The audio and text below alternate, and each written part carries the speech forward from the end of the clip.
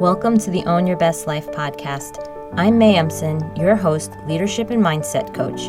Here, we talk all things spiritual, mindset, business, leadership, and wellness for the modern seeker who wants to align their life with purpose and inspiration. We'll cover career changes, stress management, meditation, energy, intuition, and more. Each episode holds spiritual and practical tools to help you live a life of your wildest dreams without getting burnt out along the way. Ready to live a life on your own terms? This is the Own Your Best Life podcast. Welcome, friends, to episode number 139 of the Own Your Best Life podcast. So if you have wondered why it feels like some people always know exactly what they want, you admire how direct or bold they are, you'll want to be a designer. How do you take that role of a designer in your own life? How do you create a life that is uniquely your own, not because you're trying to stand out and be different, but because you are just different?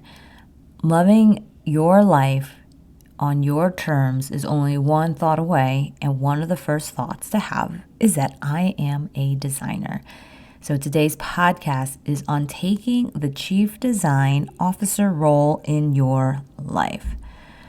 So designers are often thought of as these creative geniuses who seem to have avant-garde or visionary thoughts and ideas. They don't just manufacture, copy, and paste. They are the creators of the ideas before things come into form. And this distinction is important because companies often give the job of idea creation to a select few. So you may not be as practiced in thinking of yourself as a creator. You're likely in a position where you edit, refine, and come up with how to execute upon a decision that was already made. Yet no matter how much power you think or don't think you have to influence, you actually do have a limitless capacity to create and think on your own. It will be one of the most important skills when you make the shift to thinking of making changes in your own life. And when you consider that there are so many different things a designer can do, making decisions is the most important. What makes the cut? What is the focus? And the same goes for you and your life. Making decisions is your job, no one else's. You cannot relegate this task to someone else. You have to learn how to make decisions about your own life, or someone else will do it for you, and you'll live a version of yourself that was someone else's design. And I remember growing up thinking that the best thing to do was figure out what the best of list looks like and go do or buy everything off of that list. I love that idea of an already curated list of investment pieces or places to go. And I also loved reading reviews. And while it made it very likely that I would try to find the best of place and actually go there or have the thing, what it didn't do for me was make it any easier to figure out what I want to do if there wasn't a best of list. And I remember even looking at booking travel. And I had a young child, or a couple at the time. I still do, but it was just more of a thing then. And it just seemed to take hours to book travel, especially trips for work where I would be away from the kids. And I just wanted some quick formula to figure out how much time should I spend with my kids versus work. Should I stay this one extra night to connect with people? Should I take the earliest flight possible? Should I take the latest flight possible? I knew that there was an easier way to do this, but I couldn't figure out how to until I took on more and more of that designer role. And designers seem to have an air of self-assurance and this knowing that, of course, this is the way. And while I'm not saying you should just assume everything and ignore people's opinions or feedback completely, there are so many of those little things that you do that you may not even realize that have you living a life that isn't really yours. Like, who created these best of lists anyways? And is it really true? Is it the main thing you should use for your decision making? This is not a black or white answer, but you'll find that there is likely so many more options for happiness and more options for enjoyment than you realize. And it's okay to just lean in and make quick decisions. Taking on the role of a designer in your life means you'll see everything change quicker than you realized. Realize that was even possible to even have feedback that quickly. Sometimes we think and we try to perfect, and that's the thing I think we get caught up in. There is an aspect of design that is about creating a very detailed plan before something takes form. But we have to be able to know how much thinking before doing needs to happen. We have to know how much of the design has to happen before the creation. And this is an art and a science to be able to get feedback quickly, to be able to actually refine, improve, and implement something that is going to actually be out there in the world. And the reason it's going to make everything go faster and you're going to achieve your results faster with this one thought, I am a designer, is because you stop waiting for someone else to decide for you. And this is why you think designers are decisive. They are. And you are decisive too. So let's play a game where you are decisive. And now that you are decisive, how do you make decisions? What will you sharpen your decision making around, right? What is going to be that thing that revolves around your life? And what are you going to think about as you think about making decisions? So I teach my clients that purpose is the highest design of their life. This will be what you stand for. This is what shapes your strengths, your personality, your motivations. It is the intersection of all these different aspects of your life and your nature, and it's how you show up, how you add value to your community, the relationships, and the world around you. And it is how you stand out without even trying. You are unique in this way because everyone has a unique expression of purpose and what drives them. It makes branding easier and it increases your confidence in your decision making because suddenly there feels a sense of alignment and congruence. You don't have to convince people this is who you are. This is just who you are. For example, there was a time when I was getting caught up in whether or not I should run retreats as part of my coaching business. Financially, retreats add costs and they lower the margin of the business. But when I thought about who I serve and why, it just made so much sense. And at first, I tried not doing them and it just didn't feel right. And not only that, I had people asking for them. And I realized that in trying to follow a set of rules about what makes sense financially and what doesn't, I had ignored my own authority. I don't know if you can hear Christmas music in the background, but we have a lot going on with the holidays and kids are doing some fun things and creating some little crafts in the background. So if you hear that, that's what it is. All right. So this ignoring your own authority is so amazing. I love it because when you ignore your own authority, it will come back somehow in the form of a question or a feeling that you just can't shake until you do the thing that does feel like it makes sense, until you're congruent, until it's not just making sense rationally in your head, but in your body and in your heart as well. And I want you to remember that time when you made that decision and it just was like, yes, and it kind of dropped all the way down through your head and into your body. And many of us don't even tap into those more visceral reactions, thinking that they aren't to be trusted. Yet, if you spend a lot of time tapping into that head, that rational and analytical space, you're likely underutilizing your body and the way it knows things before you do in your head.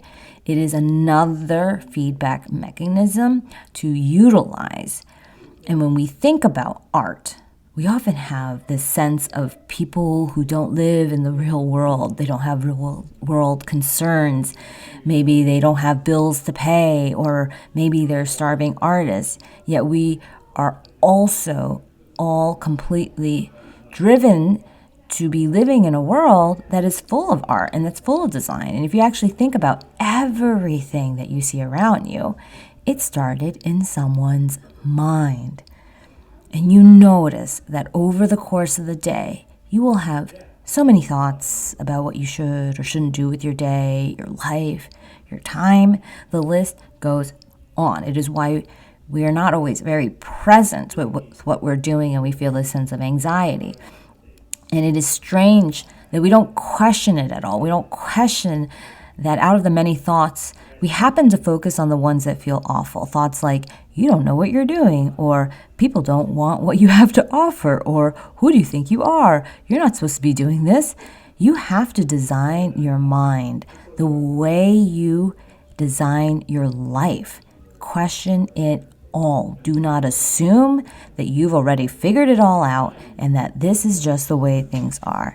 And that kind of thinking is what leads to a life that we don't love. It's what leads us to saying it would be nice to do this, but ... Instead of, I'm doing this thing, I'm learning so much about life and XYZ in the process. And designing is going to be the most simple thing you can do to change the way the rules are written so that they are in your favor. And the other day, I had a dream that there was a scroll where everything was crossed off and only one thing remained. And it was a sense of knowing that there are no rules. You get to write them, design, and make decisions over and over and over again. You don't need to change your life completely, but you do want to make the decisions to finally do the things that you've been thinking about for years. And there is no more thinking that will help. There's only deciding and doing, and then just seeing what unfolds. And the highest design for your life is your purpose. It solves so many questions in your life, but most people don't know their purpose. I want you to think about a question that you have in your life. Maybe it's, what should I do next with my career? Is it really that hard to answer? No, it's not. What keeps us feeling like we're stuck or that we don't know the answer is because we see so many possibilities that we're worried about picking the wrong one. One of the most downloaded podcast episodes I have is about making the right decisions. We humans just fear making decisions that lead to failure. And if you listen to my podcast, the last one, episode 138, on what drives our behavior, you know that pain, pleasure, purpose are the three. And so because we have this avoidance of pain, we like to pick things that keep our options open. I remember doing that again and again and again. Yet we know that only when we truly commit to something do we achieve that depth of experience that gives us expertise or allows us to add value in an entirely different way. It's like we're finally staking a claim in trying to say that maybe we actually stand for something. And that might feel hard because you feel that if you stand for something, you end up alienating people or making people upset or disappointing others. And the weird thing is that feeling of disappointing others is often way more important to us and more heavy than that feeling of disappointing ourselves. That fear of actually not doing what our inner knowing and our intuition keeps telling us over and over.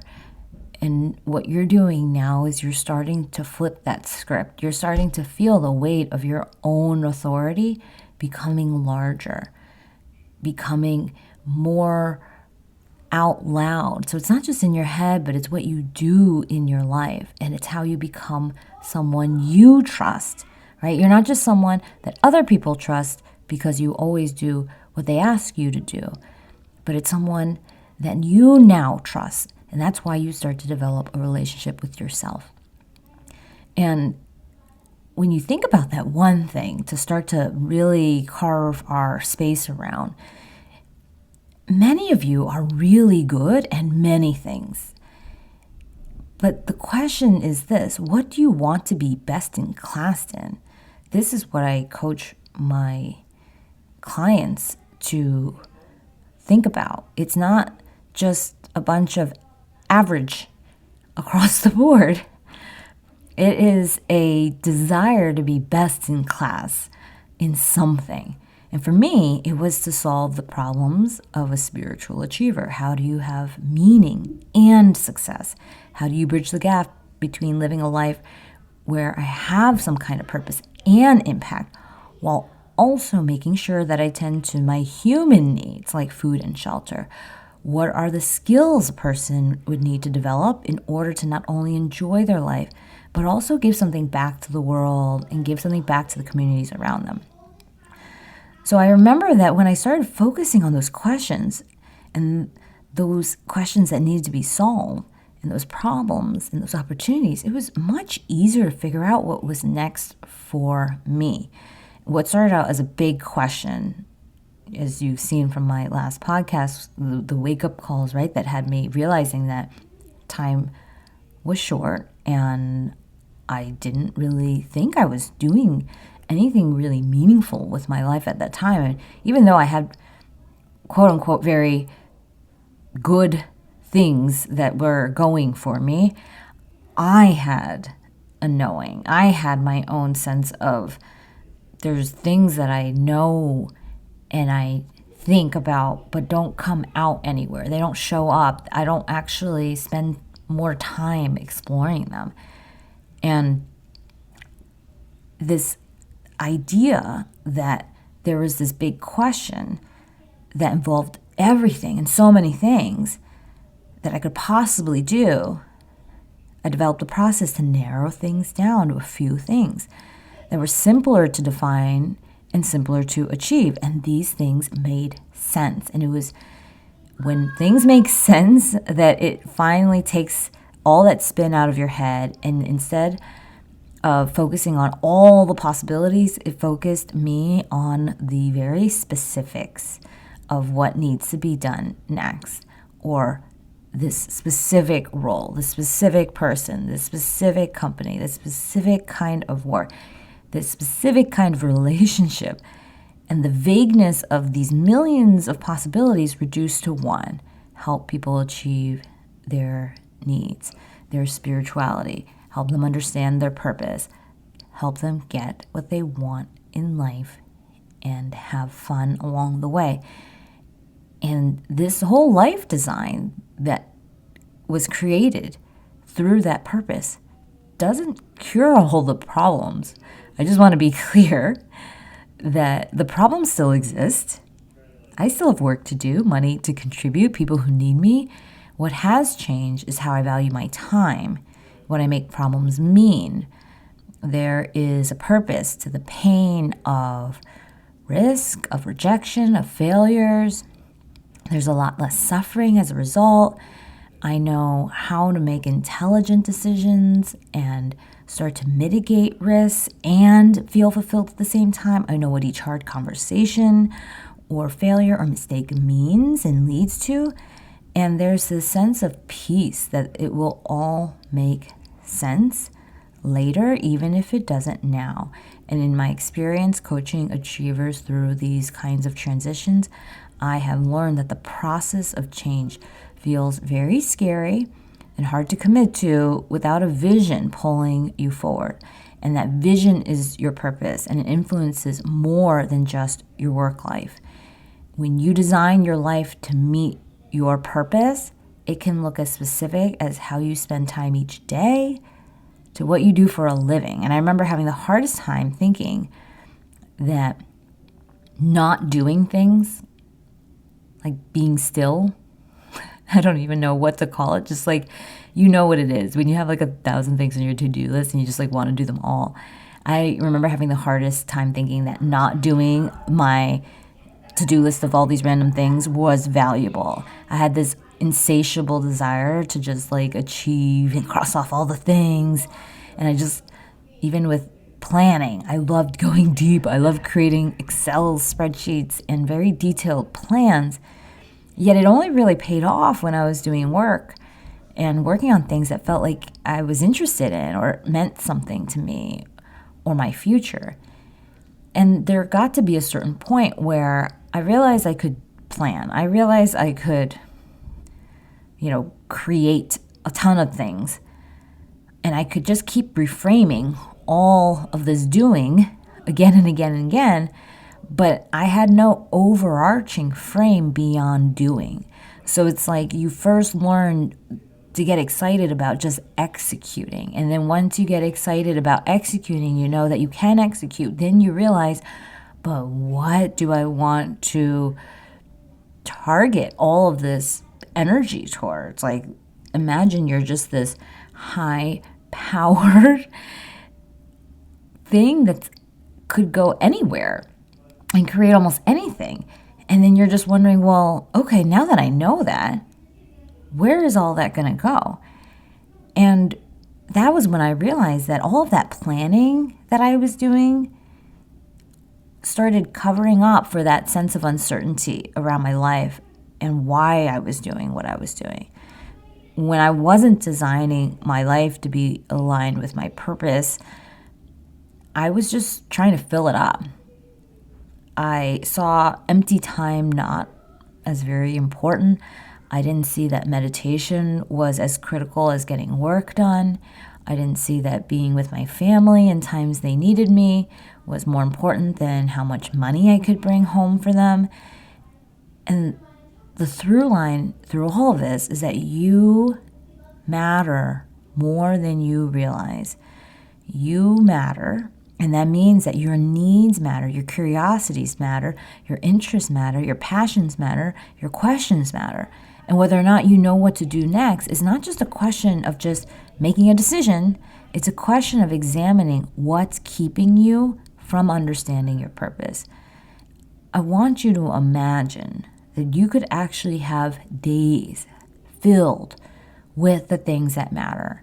And designing your life starts with designing your days. And designing your days start with your purpose. And starting with purpose is assuming your role as a designer. I am a designer, right? You can say that and you can say, I am decisive. It is not for tomorrow for me to be happy and fulfilled. There are no rules. It is my job today, and it is closer than I think. Even if I love the best of lists, I am decisive. I utilize all of this for my input, and I make a decision, and I am the chief design officer of my life. So own that, feel that in your body, let that energy reverberate and carry you, and you actually start to see what changes in the levels of joy that you currently feel versus the levels of joy you could be feeling, the levels of the things you get to experience versus the things you really get to experience. So I invite you, do it now. Achieve your biggest goals this year. Do not wait till January comes. Don't even wait for my program to start. Just start now. Reach out now. Talk to me now. You don't even realize, but sometimes that first act of even getting on a phone, of like hitting a button, of finding time in your schedule, makes the thing that you're thinking about so real. It's finally a signal in your body, through your mind, and into your heart, all lining up in congruence, saying that, okay, I actually believe that I am important enough for my needs to matter and for my biggest goals to actually come to life. So you can do this. Achieve them this year. Get started. Imagine you can get it done by January. And the Spiritual Achiever coaching program that I'm running is the place where we take your biggest goals and we turn them into reality. Every single time, your success is guaranteed. You lean into your spiritual practices, you will achieve more than you thought possible. You have better relationships, and you will connect deeply to your mind and body. So reach out, www.mayempson.com/contact. We will discuss what results you'd like to achieve and how you can get started today. I love you, my friends. It is time to walk the walk, and I'll talk to you next week. Thanks so much for joining us this week on Own Your Best Life. Make sure to subscribe to the show on iTunes or wherever you listen to podcasts so that you'll never miss a show. And while you're at it, can you please rate and review on iTunes? I would so appreciate it. Share it with a friend, take a screenshot of it, and tag @MayEmpson. This helps continue to get the word out. For more show notes and resources, check out www.mayempson.com. It'll have all the links to everything you heard here today. Thanks so much for listening. It's time to own your best life.